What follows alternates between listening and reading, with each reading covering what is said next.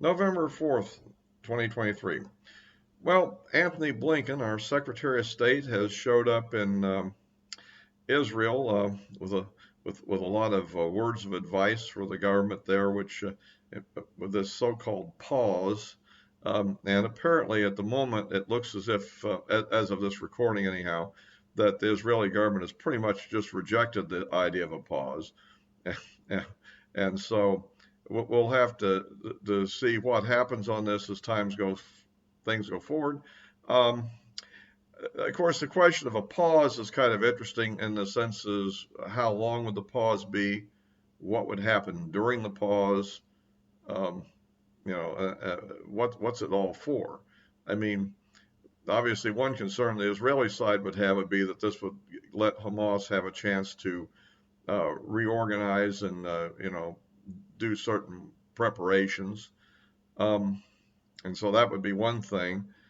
Israel's demanding that hostages be released as a precondition or part of the pause at any rate.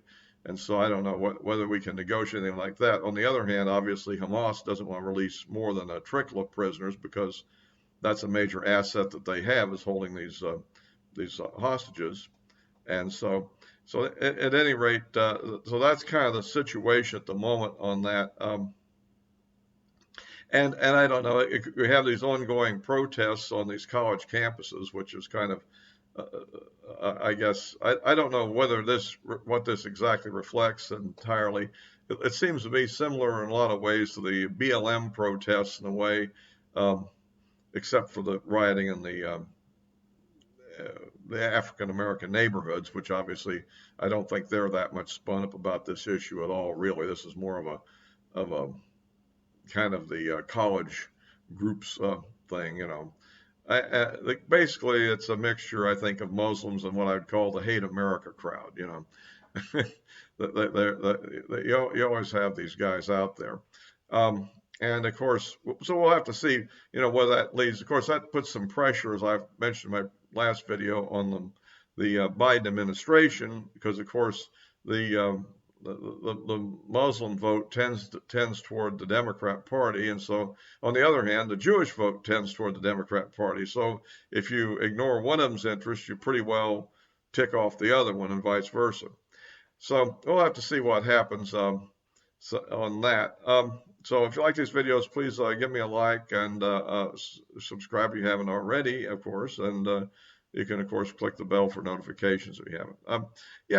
So that's kind of it. Now, on the other issue of the funding, of course, the Speaker of the House, Mike Johnson, apparently got his way and actually got a bipartisan vote for his idea of funding the Israeli aid package requested by the administration without any of the other elements involving Ukraine and so forth, and and paying for it by taking money from the a rescission in the funds for the IRS to hire their 80,000 agents to take back part of that money. So, as I had said in my previous video, I think that this is a tactical mistake to link it to the IRS because now the Democrats in the Senate can easily just say, well, we're not going to agree to take the money from the IRS because that will actually contribute to the deficit also, and you know, and help. They'll make the idea that this has something to do with catching tax cheats or something, and you know, that sort of thing. And so, which in a sense, well, let's get into that. But the point is that I think that gives them an out easy out to approving it. Whereas if they just had a clean 14.3 billion aid package, that they could certainly turn it down, but it would be more of a blatant act, I think. And they're pushing this giant 105 or 6 billion. Did I say million? I hope I didn't. Billion dollar package, including the 14.3 billion, but it also includes other other items, a big 60-some billion for Ukraine and some money for Taiwan and money to support his importation of illegal immigrants at the border. I wouldn't call it border security. I'd call it border insecurity. But at any rate, so and of course that's not as popular in the House for a number different elements, of course. So we'll see how that goes, but I guess it's a success so far in that he did get a bipartisan vote on that, as Johnson, but we'll see what happens. Now, into the war effort, I think for the moment, Israel probably at the moment will just kind of ignore the Biden thing because Biden is weak anyhow. The aid money is pretty well tied up for the moment anyhow, and the other factors are in play. I've listened to some of the crazy stuff on the Judge Mataltano show, and uh, I don't know. Some of those people on there today, they had somebody on there. One of them was saying that trying to compare some incident that occurred, a tragic incident, admittedly, that occurred in the Gaza to the Nazis, and I'm like, not really. The Nazis were deliberately killing people.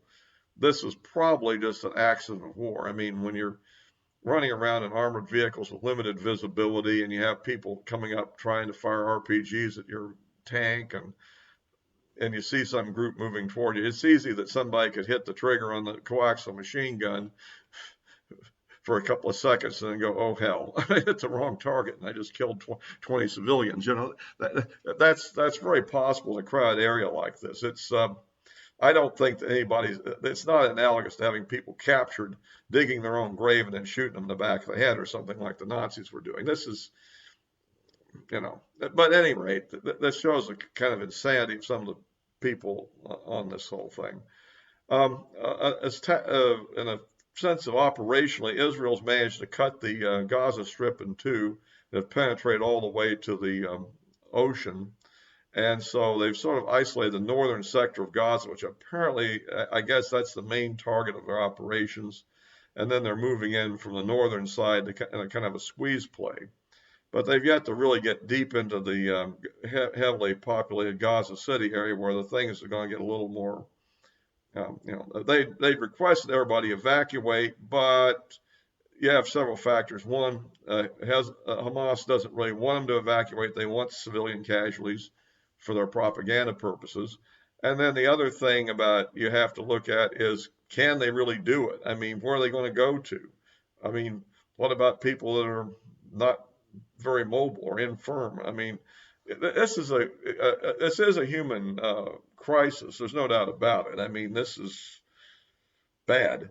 And of course, that's where the Blinken and Biden administration is making a big push on humanitarian aid. Although I'm hearing like 100 semi-truckloads of supplies have been shipped in a single day. So it looks to me like aid is coming in. Now, whether it's getting all the way to the northern part of Gaza is another question, and we'll have to see on that. For the moment, the operational pause is off, and I think they'll defy the thing for a while. It's also unclear just how serious the administration really is on that either. Because after all, it serves their political purposes to make the statement that they're calling for it, and then, reaching out to different intermediaries to see if they can negotiate on the hostages. We still have people on the southern part of the Gaza who are still, for some reason, have not been able to exit into Egypt to be evacuated. And there's also other foreign nationals in there that are allied countries or friendly countries that have people in there. So that is a serious humanitarian concern and diplomatic concern. And of course, that has to be addressed. And all the Israeli casualties are beginning to mount too in terms of ground. I think they're well over 20 KIA now, at least admitted to. And these numbers may be coming out slower than they really happen in the real conflict. I mean, that's, typical. But I've seen some videos that were put out on one of the things I saw of an ambush of a Merkava tank being attacked by a guy that apparently had popped out of one of these tunnels and took a shot with one of these upgraded RPGs that the Russians have developed. We're not talking the old ones from years ago. These are more potent um, against more advanced armor. So, anyway, that's what's happening. I wouldn't be totally surprised at some point in this there will be some kind of an operational pause. I mean, in some sense, Israel's gotten to the point now where they've cut the Gaza in two, which is a major milestone. They're beginning to start working on tunnels. And so I think, you might have an operational pause for a while. Of course, what would probably happen is, of course, is Hamas would pretty readily, within a period of several hours, break the truce, if you will, and then they're back at it again. This is not atypical in history of Arab-Israeli wars. I've been quite a student of those actually over the years, and if I sound a little glum in my last video on the prospects of real success, well, there's a lot of history there. Let's put it that way. I mean, I was referring to an incident over what we're talking now 41 years ago in Lebanon and how that went. And as Israeli casualties mount, you won't only just have international issues, you'll start having domestic Israeli issues too, I think. Given the savagery of the Hamas attack and the amount of damage it did, I think that they will have more momentum than they've had in any of these previous instances. And there's a lot of other, this ongoing discussion of the two-state solution, which is a perennial joke.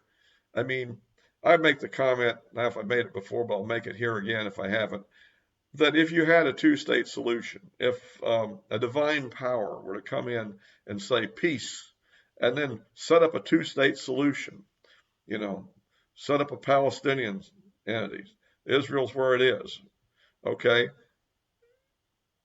All these things that, what would happen immediately as soon as this divine entity withdrew and said, okay, now normal human behavior can now recommence.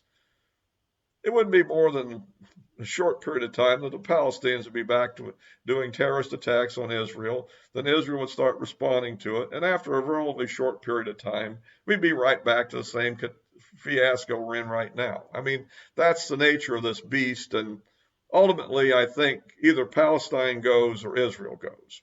I think it's that way.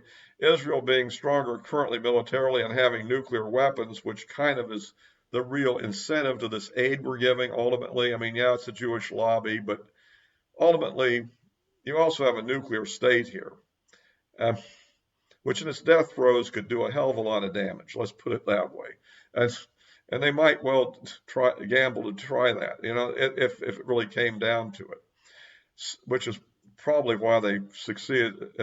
And now the other thing I hear that Iran is potentially just a couple of weeks away whenever they make the decision to making their own nuclear weapons. I mean, what's really been holding Iran back for a long time, I think, is their own decision not to.